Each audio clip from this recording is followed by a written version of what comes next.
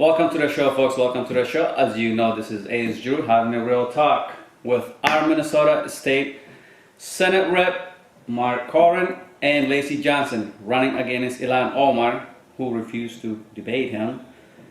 Today we're going to talk about election that is coming up and how we're going to vote, especially new immigrants, the one that look like me, the one that just came to America. How you gonna vote this year? Are you gonna constantly vote for the government that looks like the government that we came from, that third world government, that oppressive government, that controlling government?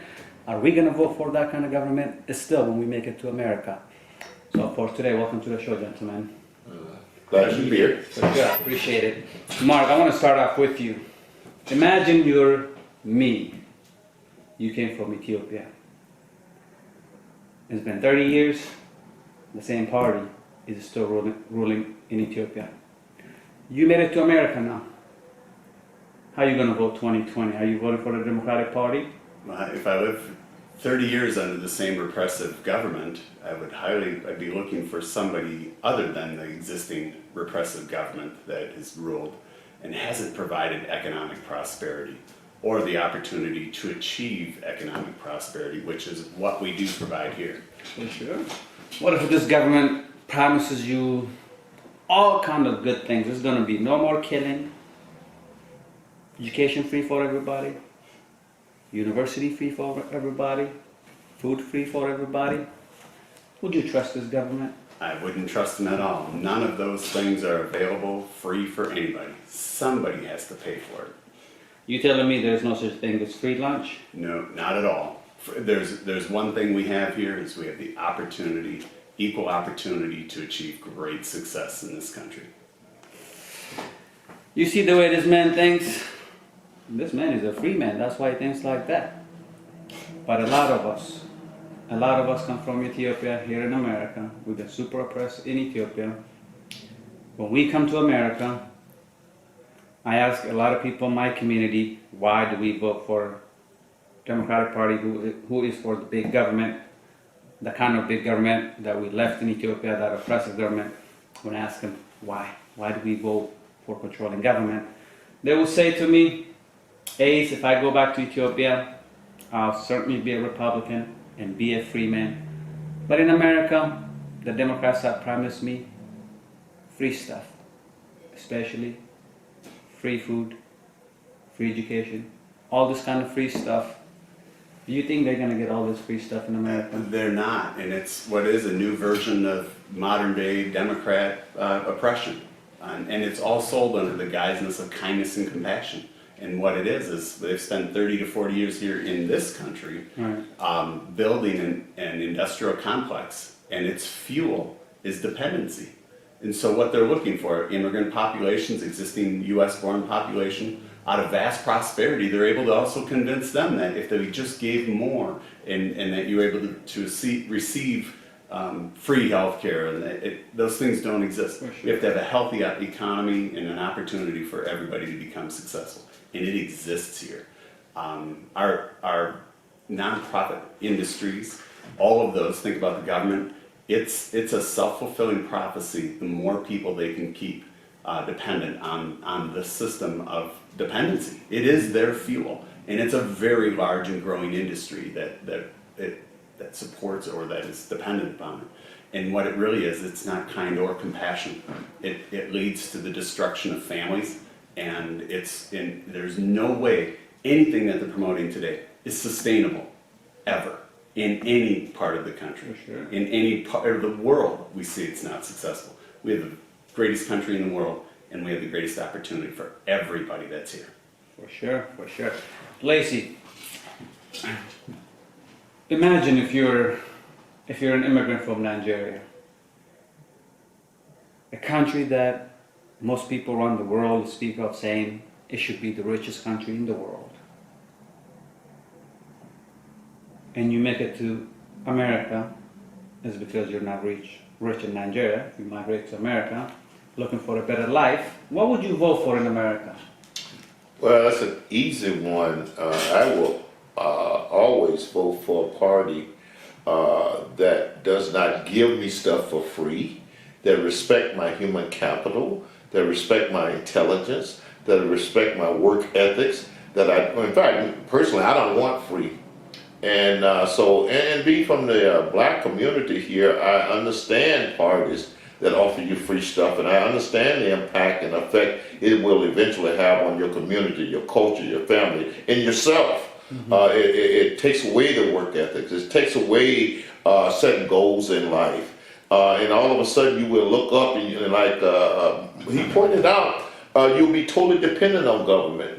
And you don't want any party that sells you on dependency and poverty. And that's what you end up on. And once again, just like you said, Nigeria has the potential of being the wealthiest country in the world. America probably is the wealthiest country in the world.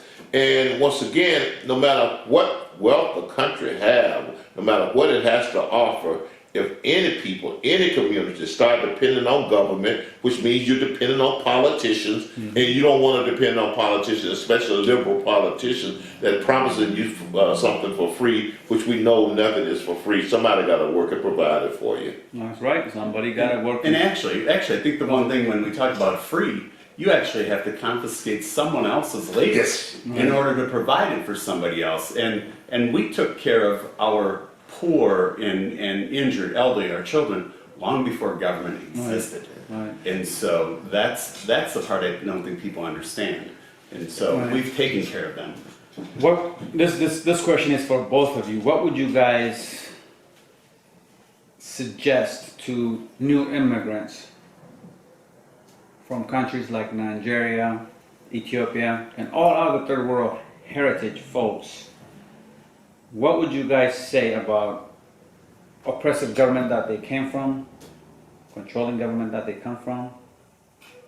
In America, if they are voting for a party that is for a bigger government control.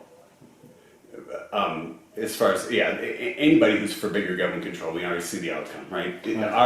Ours appears to be a kinder level of oppression, because white people here still live a good life, even though you may not have ever contributed to the economic cycle, right? In other worlds, it's much more harsh, right? We don't go out and kill people and use, very drastic tactics to try and control the human. But we've done it under the guise of kindness and compassion. I think we talked about it in a previous conversation, is that acquiring the language, acquiring English in the language, allows and empowers everybody who enters this country. And we've always acquired the language of the host country in which you were, no matter where we are. And the sooner you do that, you can no longer be repressed and held down and held within control of that political entity who believes a bill is going to change your life or provide for something that you can't provide for yourself. And so learning the language in Minnesota and in the nation, the lack of language or the accommodation of native language, right? Everybody has the ability to speak your native tongue. But we have English here, which is the greatest single opportunity that provides you the skill set to be unlimited, to provide unlimited success. They found that that's a way to control, again, under the guise of kindness and compassion. And so when people don't acquire the language, unfortunately, they can be victims within their own community first, certainly within the government or those that live off the level of dependency. So, getting over that and working really hard, every immigrant population has done that. But we didn't have those political motives in the past that had a desire to continue to keep people oppressed. Lacy, what do you suggest to people who come from controlling government and they get to America and they also vote for controlling party? Well, I think here, once again, the role of government is basically to do things for people that they can't do for themselves, and to get you off of that dependency on government as soon as possible, to teach you how to fish and not give you fish. And any government, any philosophy, any party that's not dedicated to eventually having you take care of yourself is not doing you any good. And I tell people that I talk to, think about anybody that you care about. You would not go to them and say, I'm going to take care of you for the rest of your life. You will go to them and say, I'm going to help you learn how to take care of yourself. And that's the difference between the Republican Party and the Democratic Party. The Democrats, they basically say, I'll take care of you. We'll take someone else's money and give you things for free instead of teaching you how to take care of yourself. And another part I just really don't like is they spend a lot of time telling you what they're going to give you, how unfair things is. And these are people who themselves a lot of times are millionaires, and they never tell you, I did it, this is how you can do it. And that's really someone who care about you, someone who just wants you to keep coming back to them, living in the inner city. That's the kind of thing pushers do to ads. Right. And really, if you think about it, what they're trying to do is make us addicted to government. And that's what that party does. It makes communities, make people, and make families addicted to government. It is not looking out for their well-being in the long run. So that's what I would say to people. For sure. And this is going to be last question on this topic. This question goes to Mark first. And can you tell the new immigrants to America the difference between American Republican Party and the American Democratic Party? What is the big difference between these two parties? So it's a belief system of what is the proper role. Lacy just mentioned. What is the proper role of government? Our beliefs are founded in the Constitution. The United States Constitution is the single greatest document that created the best country in the world. But what it didn't do is it didn't provide it for us. It provided the guidelines to be able to, for us to achieve, right, equal opportunity and kind of rein in government, right? It tells us more what government's not responsible for than what it is. And that's where we really have great divide. Today, you see the division, and in fact in Minnesota, we mirror Congress. We're the only other divided body in the country. Today, we're moving further apart because the Democratic Party today, most of their proposals are so far beyond the role of government. There is no compromise. It's a great divide. We take care of the business that we need to. We have to balance our budget, and we compromise and we work on those things.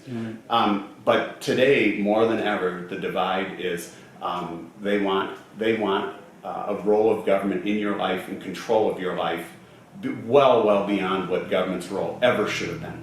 And so there will never be compromise there. And unfortunately, there's a far greater number of individuals being elected into the House of Representatives and the Senate who no longer believe the Constitution is a valuable document. Right. And that's really sad. That used to be, the Constitution, both at the state level and the federal level, never used to be a partisan document. And today it is. And that's a really sad statement. So. Right. Now, Lacy, this is the last question.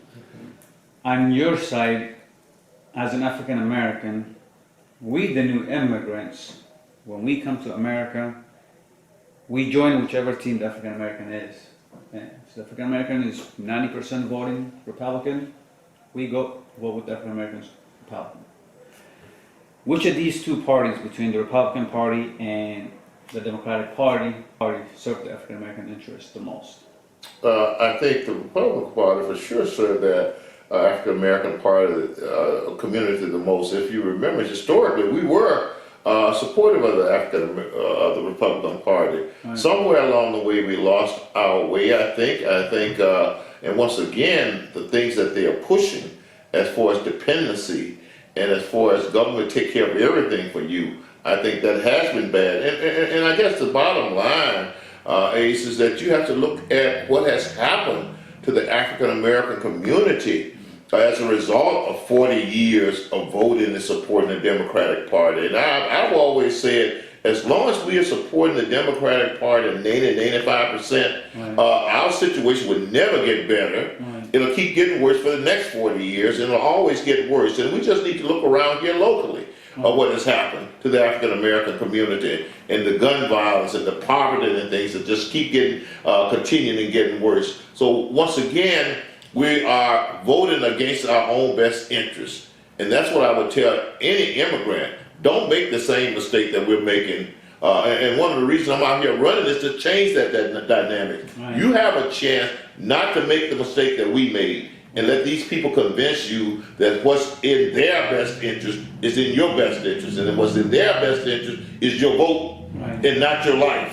Right. And that's what I try to stress to people, is that whenever you're dealing with any politician, especially Democrats, they're out to get your vote, and they don't care. It's not about your life, and so they need to be very careful that they don't fall into the same trap that we fell into, and to have someone like me come around and try to undo this and make us get back on the right track for the future of our kids and generations in our community.